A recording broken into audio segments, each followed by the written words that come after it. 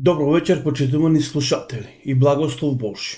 Вие оваа вечер се разбира и ја слушате емисијата Гласот на вистината.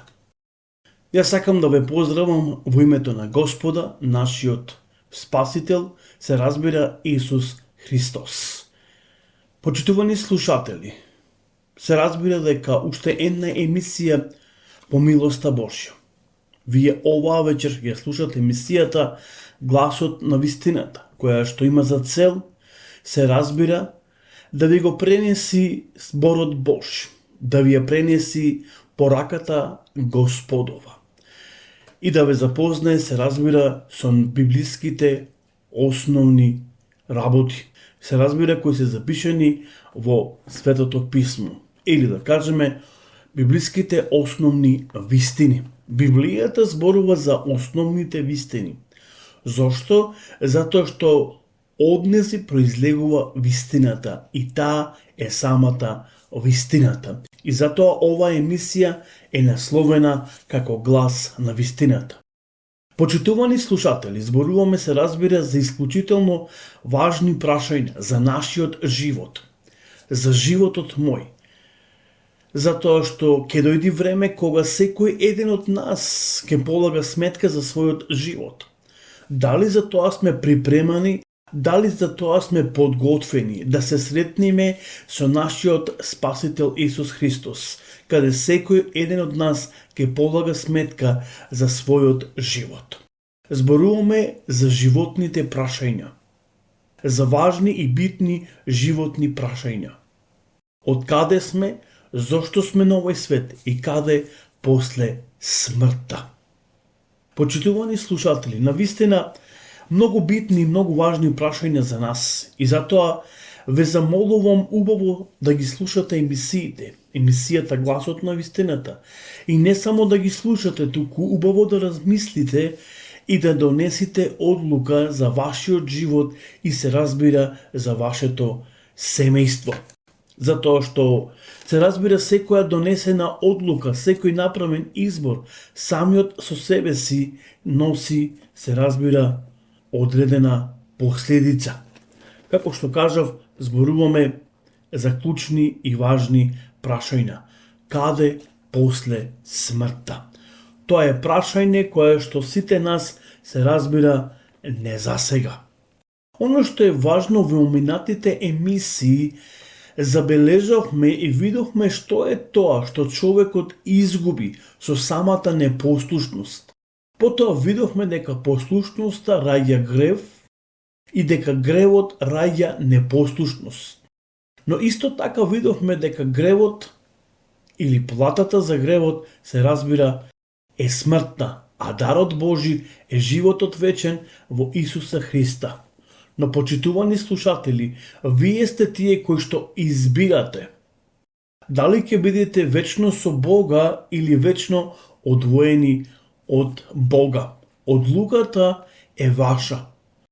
Одлуката е на секого еден од нас. Ние сме тие кои правиме избор на кому ќе му веруваме и кого ќе го следиме во овој живот. Можностите после смртта ни се одземаат. Почитувани слушатели, има такви учења, денеска такви движења кои сметаат дека и после смртта човекот ја има истата привилегија, истата можност да се покае и да одлучи каде може да биде. Нажалост, Библијата зборува дека сега додека сме живи на оваа земја, Бог ни е дал таа можност. Бог ни е дал таа привилегија да одлучиме на која страна ќе бидеме. Ќе бидеме со Бога и ќе бидеме заедно во вечноста или ќе бидеме одвоени, се разбира, од Бога. Но тоа е клучното прашање, каде после смртта. Како што кажав, видовме дека човекот изгуби многу драгоценни прилики и можности кои што Бог му ги даде. Се разбира, зборуваме за првиот човек, Адам. Оно што беше многу важно и многу битно, човекот го изгуби животот вечен. И затоа денес се поставува оваа прашање, каде после смртта? затоа што всушност видовме од каде потекнува смртта и дека Бог не е фактор за смртта. Бог не ја создаде смртта, туку човекот е тој кој ја бира смртта, всушност кој тој ја избра смртта, а не Бог.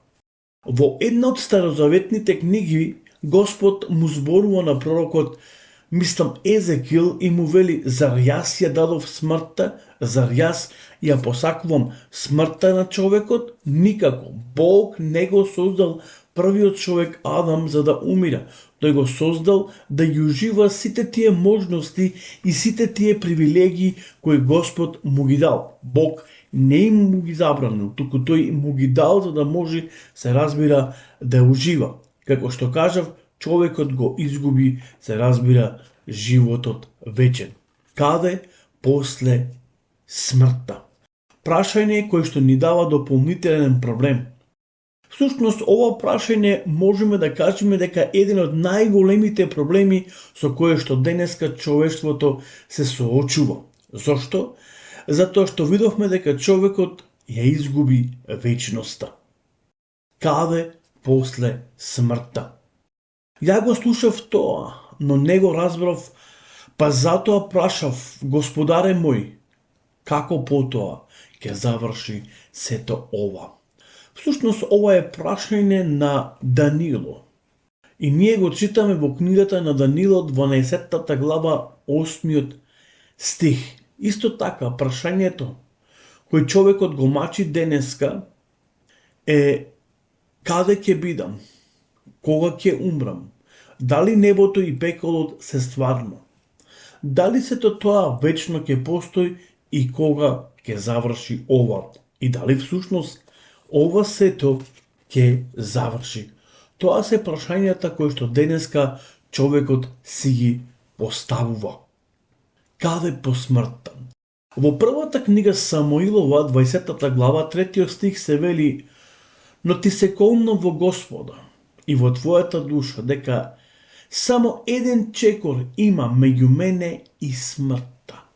Значи, има само еден чекор помеѓу мене и смртта. Тоа ни е запишено во првата Самуилова, 20 глава, 3 стих. Еве што некој рекол: дека целиот наш живот е всушност подготовка за смртта. Значи, некој рекол дека всушност човекот се подготвува цел негов живот за смртта. И тоа свесно или несвесно, без разлика на сето тоа, колку ние денеска постануваме свесни дека се подготвуваме за смртта или сме несвесни, тоа е друго прашање. Меѓутоа, фактот е тоа дека ние се подготвуваме за смртта. И кога ќе видиме, генерално земено, кога ќе видиме како се нарушува нашето здравје, тоа е само еден показалец дека ние се подготвуваме за смртта. Всушност, нашиот живот е подготвувачка за смртта. И затоа реков дека некој рекол дека ние се подготвуваме за смртта. Еве што вели псалмистот Давид во неговиот 89-ти псалм: кој од луѓето ќе живее, а смрт да не вкуси? Ова е интересно прашање, кое што е упатено оваа вечер до секого еден од нас. Псалмистот, се разбира, го поставува оваа прашање: кој од луѓето ќе живее, а смрт да не вкуси? Колку што знам, досега нема таков човек кој живее, а се разбира, да не вкуси смрт. Кој може да се спаси од силата на гробот? Сетете се како е нашиот живот, или мојот живот, псалмистот вели, краток. Сетете се како мојот живот е краток. Библијата, кога ќе го читаме родословот, ќе видиме дека колку години живееле, се разбира, луѓето. Па дури Библијата зборува за најголемиот пророк во Израел, се смета дека најголем пророк во Израел бил Мојсей и дека тој проживел 120 години и потоа умрел. Можеби денеска ние толку години не живееме, можеби ретко се тоа, но сепак човекот ќе вкуси кога да е една ден смртта. Затоа реков дека нема таков од луѓето кој ќе живее, а да не вкуси смрт. Дали порано или подоцна, сите ние една ден ќе вкусиме. Всушност, како што Исус ја опишува смртта, како горка чаша. Секој еден од нас таа горка чаша се разбира дека ќе ја вкуси. Но повторно ќе кажам, дали ние сме, се разбира, подготвени да се сретнеме со Господа. И се разбира, ако даде Господ, во наредната емисија ќе зборуваме повторно за оваа богата и интересна тема. Тема која, што реков, не засега сите нас, вклучувајќи ме, па дури и мене. Каде после смртта? Тоа е прашање кој би требало секој еден од нас да си го одговори. Почитувани слушатели, имајте убава и благословена вечер, се разбира, со емисијата Гласот на вистината, и Господ нека биде со вас во текот на наредната недела. Пријатна вечер и убав сон.